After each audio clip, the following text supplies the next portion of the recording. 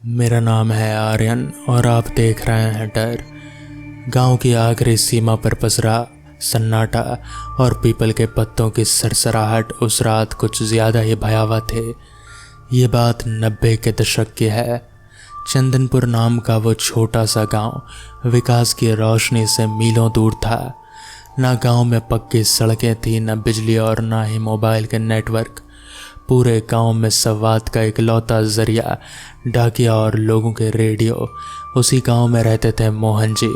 बूढ़ी आंखें, चेहरे पर झुर्रियां, लेकिन सीने में एक अजीब सा गुरूर।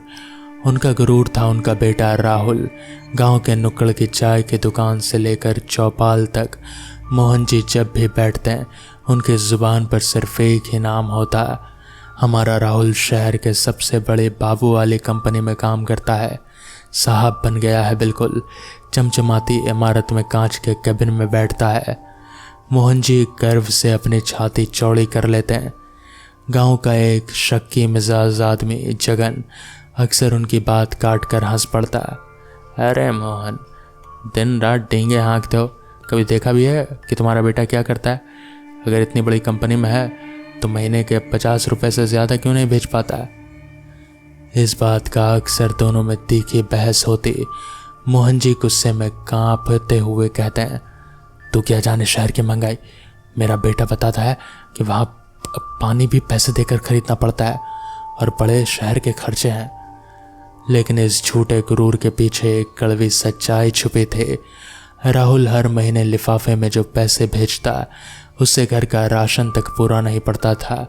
मोहन जी को ढलती उम्र में भी अपनी 2 बीघा ज़मीन पर हाड़ तोड़ मेहनत करनी पड़ती थी। राहुल की माँ पार्वती अक्सर रात में लालटेन की ढिबरी जलाकर अपने पति से गिड़गिड़ाती, सुनिए जी, राहुल को खत लिखिए ना, कहिए कि थोड़े पैसे और ज़्यादा भेजे। अब आपके घुटनों का दर्द बढ़ता जा रहा है, अब खेतों में काम नहीं होगा आपसे।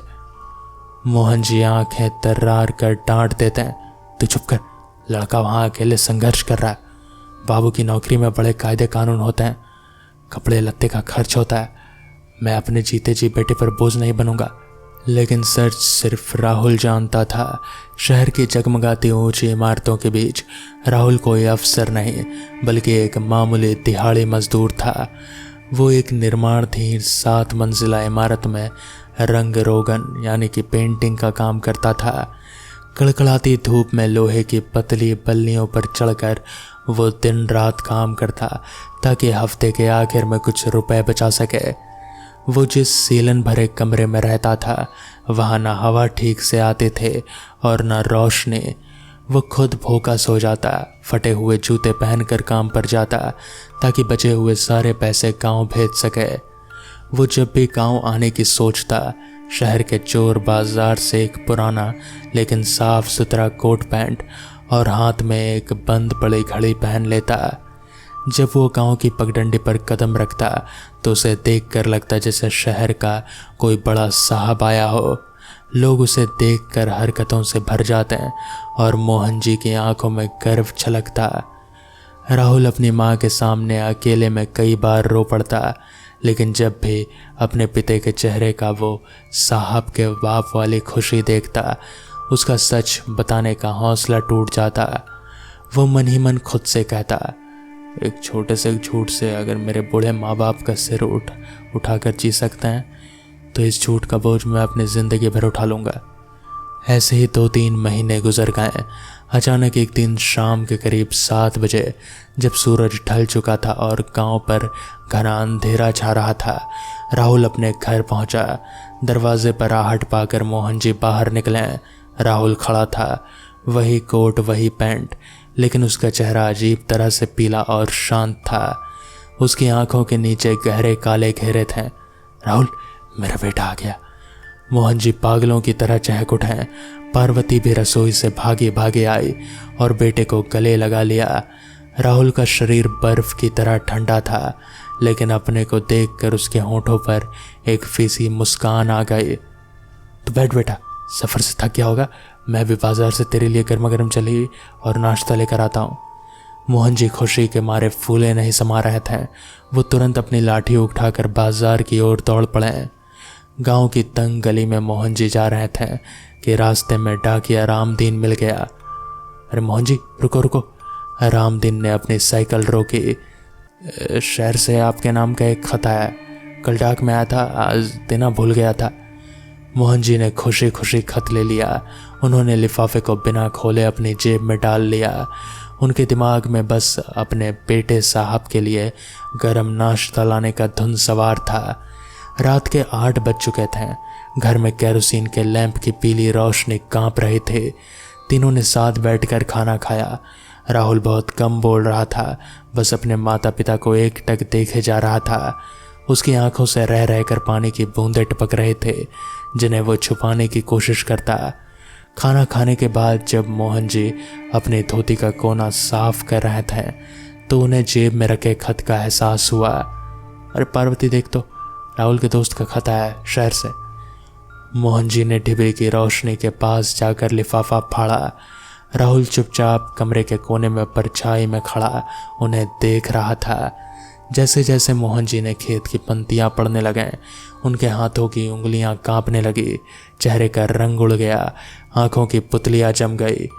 खत में लिखा था, आदरणीय चाचा जी प्रणाम, भारी दिल से आपको ये बुरी खबर लिख रहा हूँ। 2 दिन पहले मंगलवार की दोपहर को राहुल 7 मंजिला की सबसे ऊपरी छत पर रंग लगा रहा था। अचानक तेज हवा और ढीले बांस के फिसल जाने की वजह से उसका संतुलन बिगड़ गया। वो 7वीं मंजिल से सीधा नीचे कंक्रीट के फर्श पर गिरा। उसकी मौके पर ही मौत हो गई। उसकी देह शहर के सरकारी अस्पताल में रखी है। आप ये खत मिलते ही तुरंत शहर आ जाइए, आपका बेटा अब इस दुनिया में नहीं रहा। खत पढ़ते ही मोहन जी के हाथ से कागज छूटकर फर्श पर गिर गया। उनके पैरों तले जमीन खिसक गई। नहीं नहीं, ये झूठ है, ये कोई मजाक है।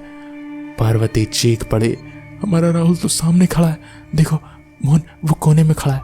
पार्वती और मोहन ने जैसे ही घूमकर कोने की तरफ देखा, कमरे का तापमान अचानक एकदम शून्य हो गया। लैंप की लौ नीली पड़कर फड़फड़ाने लगी। कोने में खड़ा राहुल अब अपनी असली हालत में आ गया था।